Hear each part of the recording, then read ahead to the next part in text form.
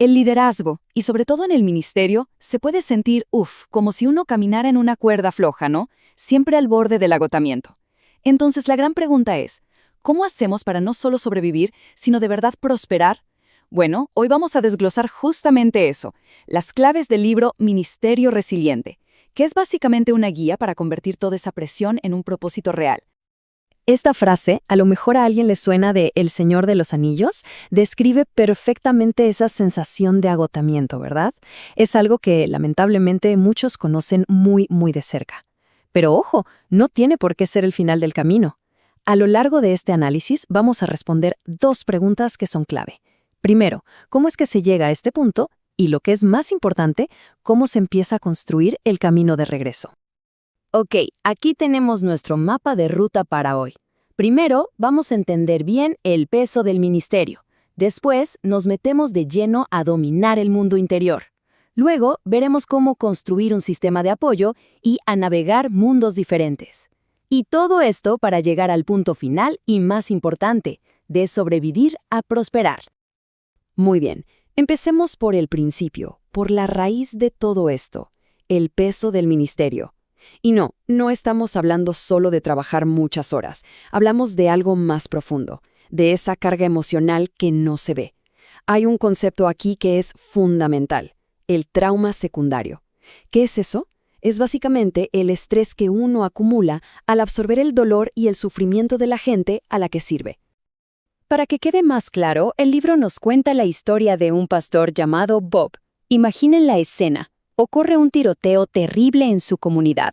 Bob estuvo ahí, en el hospital, ofició el funeral, acompañó a todas las familias, se entregó por completo. El costo personal fue, inmenso, pero él no se dio cuenta hasta que ya era demasiado tarde. Su historia es un ejemplo clarísimo de cómo el ministerio te puede llevar a absorber tanto trauma de otros que al final la factura la paga la propia salud. Ok, entonces, ¿por dónde empezamos a buscar una solución? El libro es súper claro en esto. El primer paso es hacia adentro. Miren, la resiliencia no es algo con lo que se nace y ya. No, es una fortaleza que se tiene que construir y se construye activamente, empezando por conocerse a uno mismo y dominar ese mundo interior.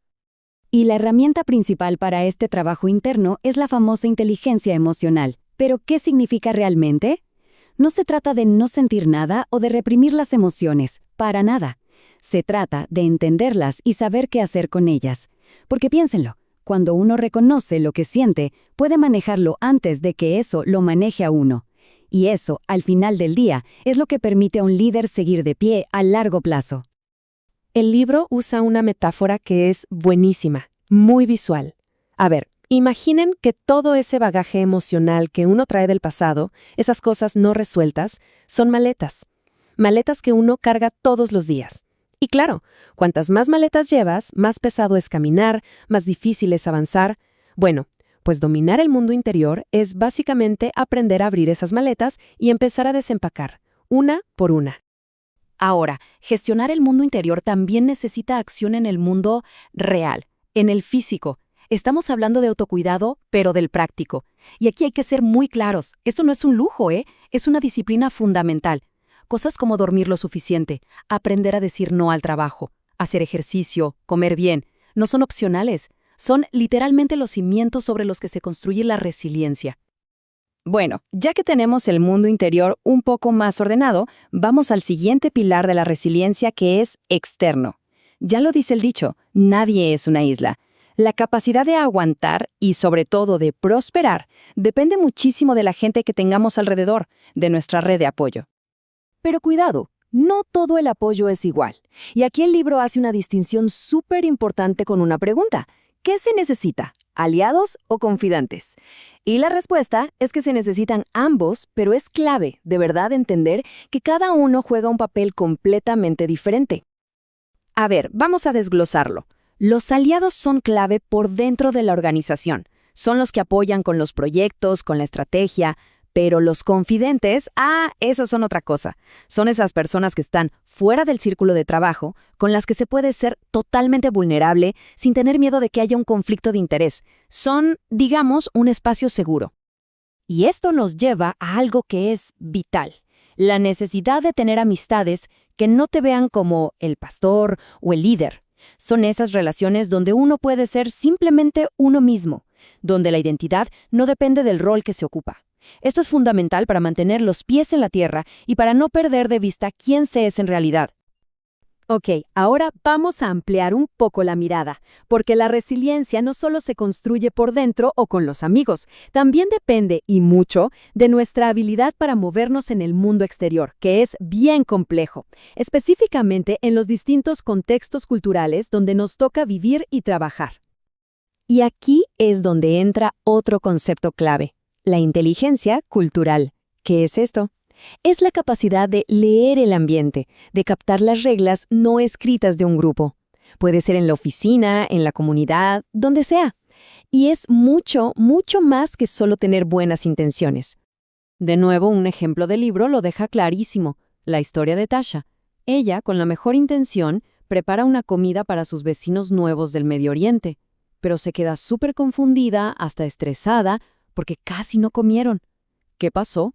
Bueno, después se enteró de que en la cultura de ellos es de buena educación no terminarse el plato para que el anfitrión te sirva más.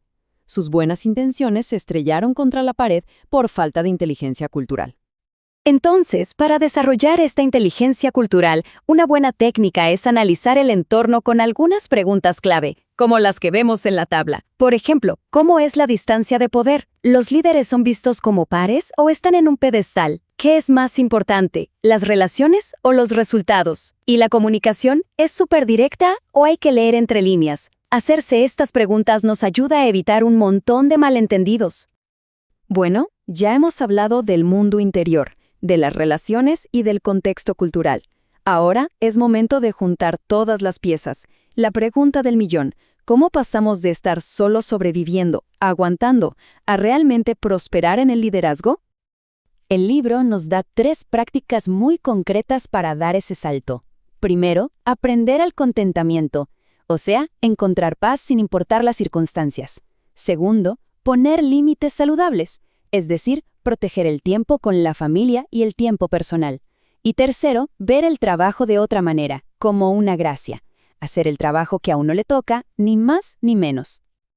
Y aquí viene una de las frases más fuertes del libro. Prepárense. No mueras para descubrir que la gente puede vivir sin ti. Se las arreglarán. Suena duro, ¿verdad? Pero es un recordatorio súper necesario. Nadie es indispensable. Tomarse tiempo para uno mismo no es ser egoísta, es ser sabio. La organización, créanme, va a seguir adelante. Y para cerrar, nos quedamos con una pregunta fundamental, que viene de una idea del expresidente Eisenhower. Tanto en el liderazgo como en la vida, lo urgente casi siempre le gana la batalla a lo importante. La clave de la resiliencia, y probablemente de una vida con sentido, está en tener la sabiduría para saber cuál es cuál, y la valentía para actuar. Así que la pregunta que queda flotando es esa. Para cada uno, ¿qué es lo que es verdaderamente importante?